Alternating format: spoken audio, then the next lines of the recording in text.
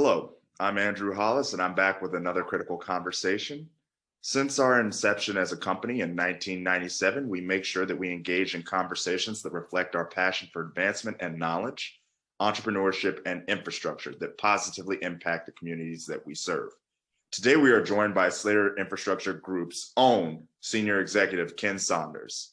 Mr. Saunders brings over 40 years of experience to Slater Infrastructure Group in leading design and construction for projects and capital programs. He started his career in the 1970s in the private sector.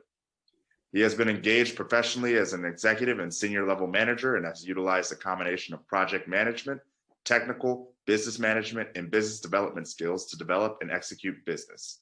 He has overseen marketing, services development, operation, P&L, staffing, and client services.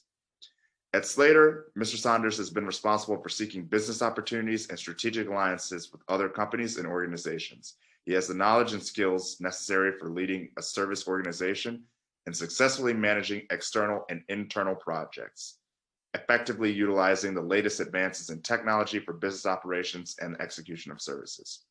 Mr. Saunders has also contributed his expertise in managing numerous roads, bridges, airports, water, wastewater, disaster response, and hazardous waste projects, as well as being responsible for planning, development, implementation of several major capital improvement programs, including new construction and renovation to schools, hospitals, and infrastructure.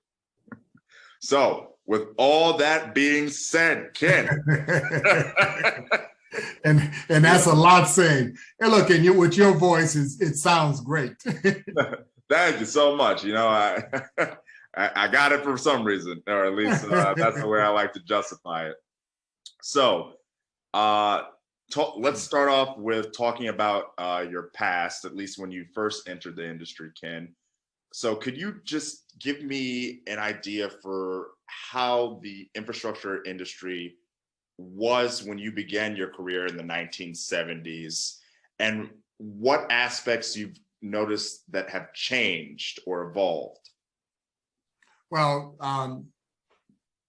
there are a number of things that have changed over the years, but the basic functions are pretty much the same. When you talk about water and sewer and transportation in its various forms, facilities, those types of things are pretty much the same. I don't think that there's a lot in terms of what we build.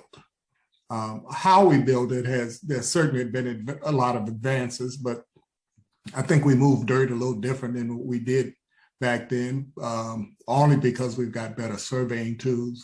Equipments have advanced some. They can now put GPS on the end of a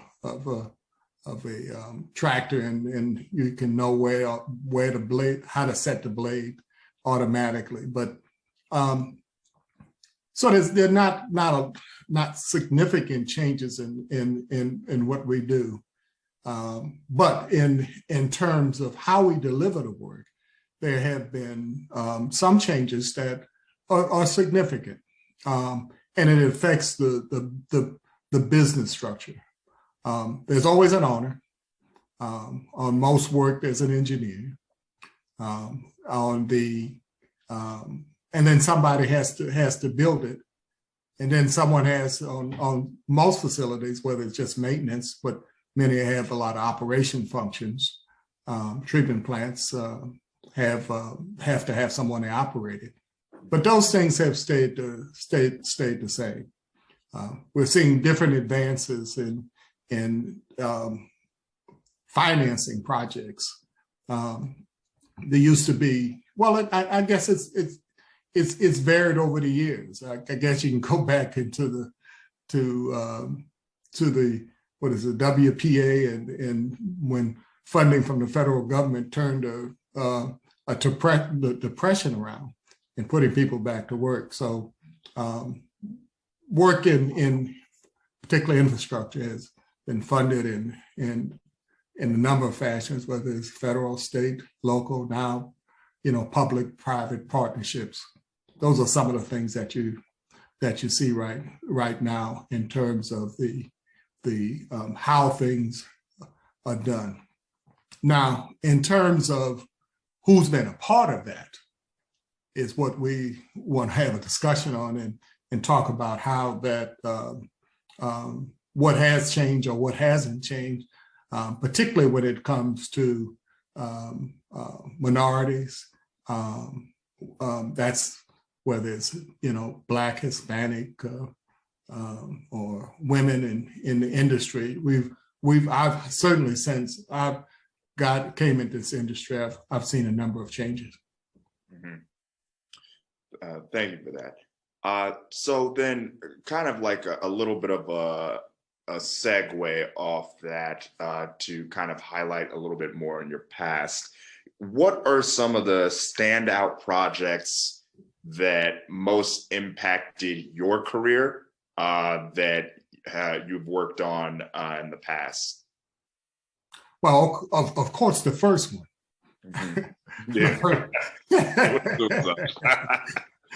That's one. I got a job. I graduated and I got a job, and that was in 1974, and I went and was on a wastewater treatment plant. Now, I'm not going to go into all the stories, because I can give you stories, forever about projects, and I can even on where I started. It's an interesting thing. Me as a Black man, I think for almost everybody on that job site, it's the first time they saw somebody there with a white hat on, a white hard hat on. And there were some challenges. There were folks on the job site who wanted to resist any direction that I was given, even to the point where the owner of the company came out onto the job site and essentially threatened my life. I mean, it got resolved. It went up to leadership with the agency that was building the plant, and no problems throughout. Folks who resisted learned that, there's a different color to the face that's giving some directions out on the job. And certainly, I particularly remember these brothers from Picayune, Mississippi, that all came to that job every morning as laborers. They were so proud to see a Black man that was in a leadership role, and it was significant. Going back at that time, I mean, I can talk about jobs. I can talk about organizations that I was involved in. I didn't see other people of color. Didn't see any women. I mean, I graduated from college. There was not a woman in my civil engineering class. But certainly some things have advanced. There's some things I recall that was significant in terms of my engagement in some activities that are outside of the workplace. So, and I'll give you, and I'll go back to the job, your question. But in 1973, corporate America decided that they needed to see more minorities in leadership role. Well, they realized it's going to take time. There's a pipeline. You don't get to the corporate boardroom or the corporate offices in overnight. And they saw that about half of the people who rose to those positions either came from legal and finance, about half, but the others came from engineering and other technical areas. And so they pumped in 1973. I remember a buddy of mine said, "Man, I got this scholarship. I don't know where it came from, but they pumped a lot of money." This is Fortune 100 companies that they pumped money into scholarships, retention programs, and they decided that this is how we're going to start filling that pipeline. Mm-hmm. By 78, I went to a conference in DC that was supposed to be the halfway point of gaining parity with graduates, actually, we were looking at in terms of minorities. And it kind of realized at that point that the conclusion was that it was going to take a long time pre-college programs were very, very important to institute because you got to get kids taking the math and the science and the communications classes as early as they possibly can, and that's it's going back to 7th, 8th grade, getting them on track.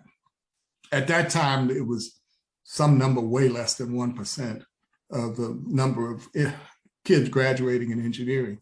And since then, I'm not sure what those numbers are right now. I don't think that, sure, it ain't even 2% at this point for the groups that they were focused on.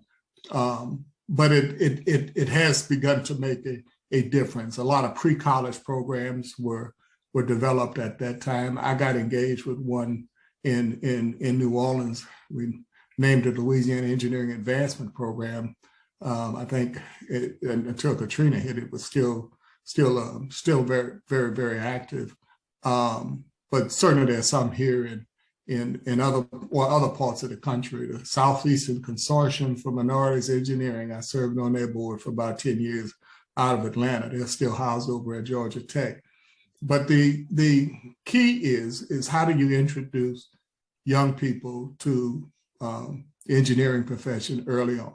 Mm-hmm. Now, that same principles apply to other areas that relate to infrastructure, because there are a lot of jobs. People can start as a laborer and grow to have a excellent career, a profitable or good career, a comfortable career in a role where you start at the bottom and growing. At some point, you can even move to the point of not only being a foreman or a superintendent, but in construction, you can one day own your own company and have other people working for you. So long story on that end. If I can highlight other things, I can recall working at Marshall Space Flight Center, a company I was with, Black-owned company, and we first got a job there. And when we came on, because it was at that time you didn't see any professional services companies getting any work through 8A. I mean, it was janitorial or things of that nature. It's the only thing that they thought our businesses could do. When we got to that job site and started, they say, you all gonna be gone in 3 months because y'all can't handle this work. Well, in the end, I've got pictures with astronauts and certificates and awards, because Challenger went down at that time. We got a project built to test at least got a facility built to test the solid rocket motors, which was and this project was on a critical path, and got it done. And you know what happened, the space shuttle went back up again. So that was an important project. But if you ask me what other ones there are tons of. I mean, it's not only accomplishing the work, but it's the process too, and the engagement with other professionals.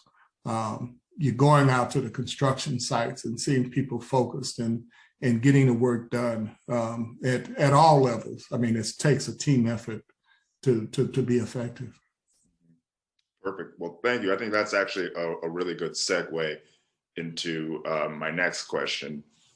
So I think we've covered at least some of your extremely early career work, as well as perspectives.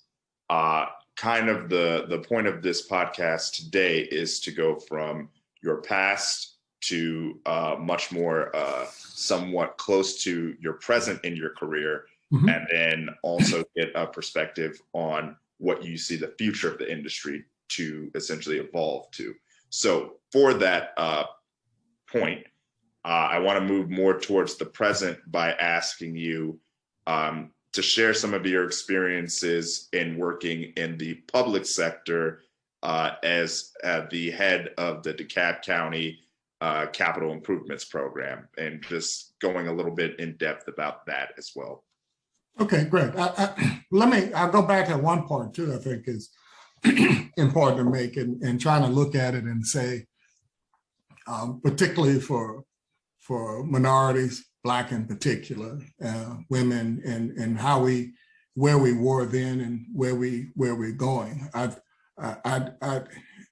was telling you about the program related to engineering, I was at this conference, which was supposed to be the halfway point, and that now we're in. They thought they're going to get things done in 10 years. After that, my perspective is that it was going to take 100 years to reach parity. Yeah. And that's I still hold to that, and I'm not seeing anything that changes that. This is a very experience-based industry. One, you've got to get an education or gain a skill. Then it has to, you as you move through a career, you advance when you have support. Most minorities and women don't have the same network that their peers, their white peers, particularly white male peers, have. And therefore, when you, in that conference, it focused on college and pre-college, but another function, another area was career development, and that comes through mentoring and having the relationships that where folks kind of give you an edge on or just even not what they teach you, but just opportunities. I mean, and for a lot of minorities, you didn't have that. I went to work with a firm in Atlanta that mirrored somewhat the company that I started with, which was a top engineering firm. And so I had an opportunity to work. A lot of my peers were African-American. I can point to a lot of people who've had great success in this industry that I worked with or recruited. They're still active in a number, all over the place. Certainly that's a highlight for me in seeing that happen.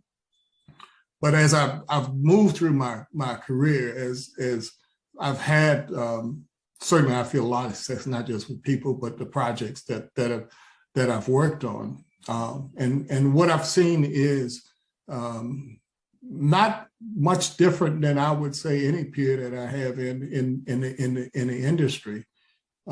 Still got to get the work done. Got to do it on time. Got to have high quality. Those are statements we make almost in every presentation that when competing for a job. So those things still exist. Now, who's involved? I mean, as I pointed out, it takes time. Some things you can't overcome overnight. Now, how do you do it? And how do you speed it up? And that's opening up eyes and eyes and even the hearts of some people. Most of my career has been all in what's considered the deep South. My peers, when I went to high school, public schools, they were segregated all the way through 12th grade. First time I was in school with a white person was when I went to college. And so my peers, most of those people who grew up with me, never went to school with a Black person. And when you begin it's a change. It's a significant change. And there's always going to be resistance. Do people biases go away? Somewhat.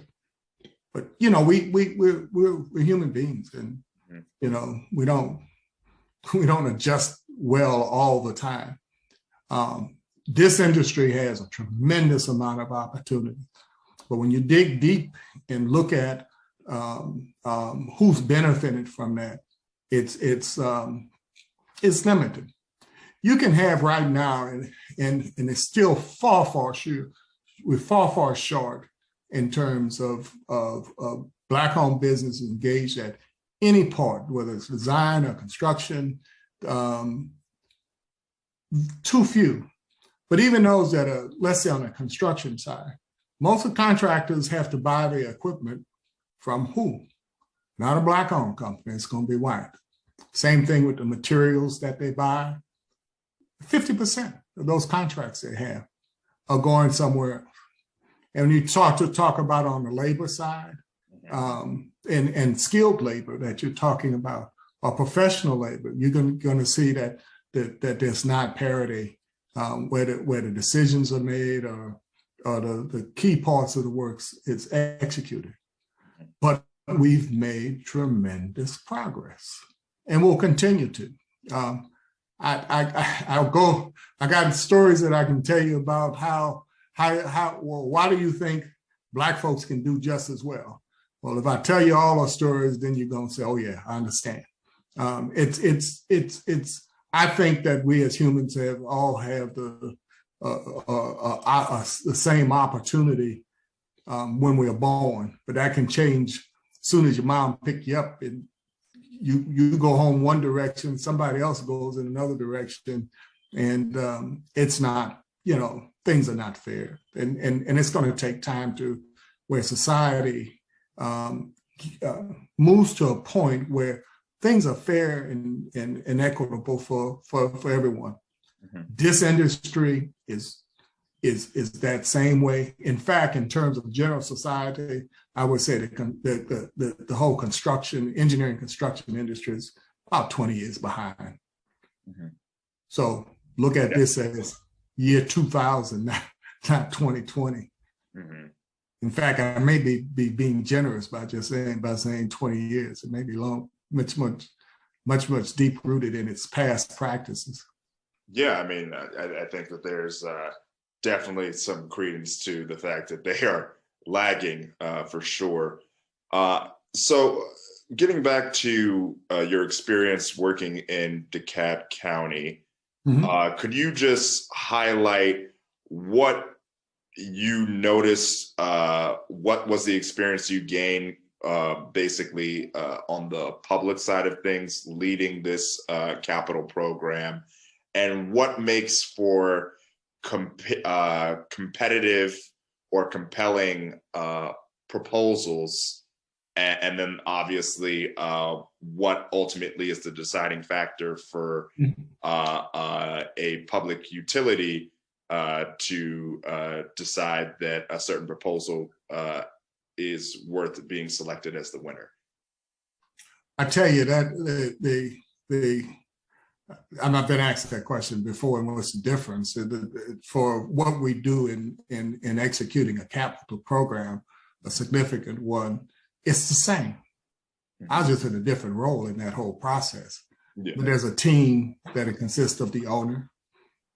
Certainly, there's an engineer or architect, and you have contractors, mm-hmm. and all of their subs.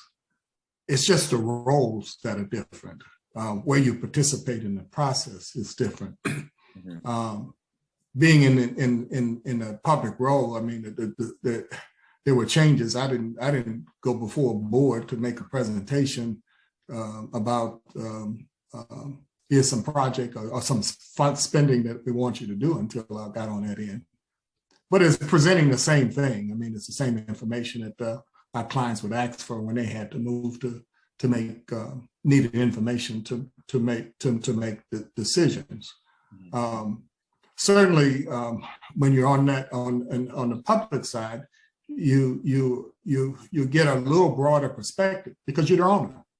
I mean, at the top of the chain, somebody wants to do something. What we wanted to do is deliver clean and safe water and treat wastewater to protect the environment. And to do that, there's a lot of functions that are carried out by the county employees. Most of the treatment operators and water and wastewater treatment operators were county employees. A lot of the operations, other operations, and certainly the maintenance of the conveyance system was done by county employees. So you get a little different, broader perspective. You're in an organization that has had a broader responsibility, and you directly had to help. You had to help to kind of meet those challenges. Perfect. Well, thank you for kind of elaborating more on that. So, what are some of the choices that you believe the industry is facing right now? Well, I mean, I say it's experience. So you got to, things go, some things don't change because you're having to address the same challenges. I mean, we've seen facilities fail in recent times, but that's all over time. Things, facilities age, or somebody made a mistake, and in time something failed. I mean, those type of things have been there and always will be there. But if I look at where we are right now, certainly technology is beginning to impact what we do considerably. Now, as much as we think it might be, there is, a lot of the leaders still old school. I mean, we got. I don't think that most engineers don't get rid of their textbooks. At least not civil engineers, though. Yeah, because you're going to end up going back to them. Well, I haven't done design in a while, but I've known some folks who are near my age and all like that. I look at their bookshelves; they got the same books I have. I still have mine. I don't know how I'll ever use them again, but they're still in my basement because they're reference materials. Some things, science and physics does not change, and we use the same principles for a lot of it. But now we can do things in a different way. This pandemic has done one thing, certainly. It has changed how we communicate, even looking at what we're doing right now. I mean, I think there's been a greater utilization of the fact that we've got programs that run on machines that run, I'm not going to say 10, thousands or millions of times faster than what they're used to.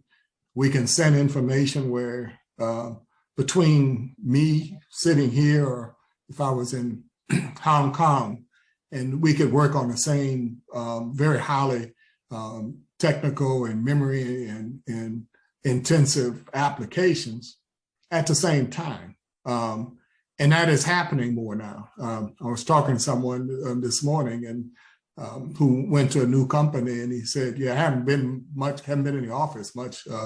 I'm working on a project, I think he said, in Cincinnati, and he's in Atlanta. And then because of now the tools that are available to are much more advanced than what they used to. And we're going to find that in every area that there are opportunities to do things smarter, more efficient than what we have in the past. And I expect that to continue. What used to be when I was growing up was science fiction is reality right now. And I think that's a great segue into our final subject matter topic, which is the future of the industry. So what are some innovative technologies that you have identified that you believe will go on to be game changers within the industry?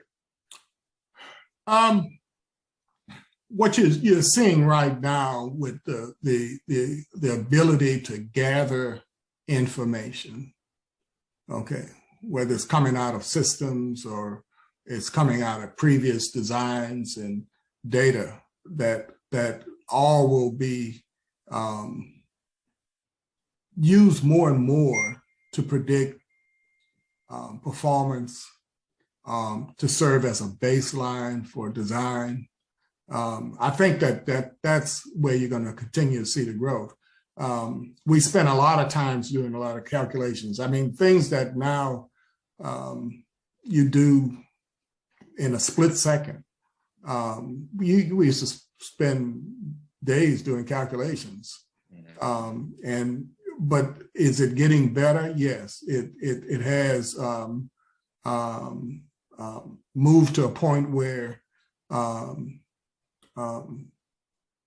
we have the means of doing things much faster and more effective. But a lot of the work then moves to how the process and people and how they communicate and how to, and particularly in how to use the data and information that they have to make decisions to move ahead. But as everybody has watched any construction done anywhere, it is a slow process. It doesn't happen overnight. It'll get better, get more effective. And look, and communications, not only the team, if you want to talk about a team, it's also the stakeholders, particularly on the public side. When there's a project, it's not just those who are doing the work, but you've got the public at home. I mean, if someone is coming up and tearing up your streets, you want to know what's going on.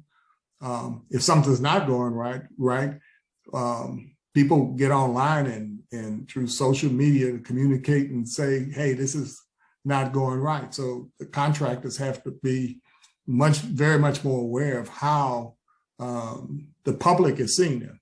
And it's a good thing. I mean, I don't know of a project that's not disruptive, and at least on if you're working in the public right away, that's not disruptive to everybody.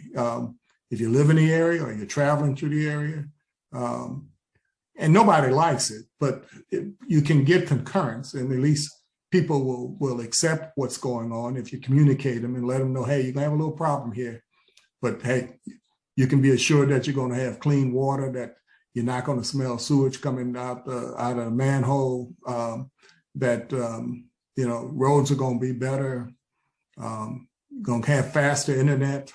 I mean, we go on and on to things that are impacted by construction. But it's a partner. When we change things, we do differentship. It's a partnership between all of the stakeholders, the communities, the politicians, the just general public as a whole.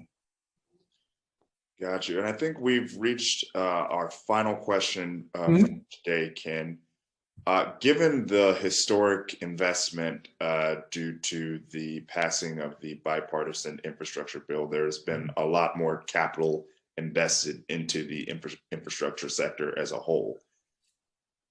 However, that being said, there's still obviously a gap between what is currently being invested into the infrastructure sector and the needs of the infrastructure sector in the next 10 to 20 years. Mm-hmm. So given that, do you believe that eventually the gap will be closed? Do you believe that investment will come more from the public or from the private sector?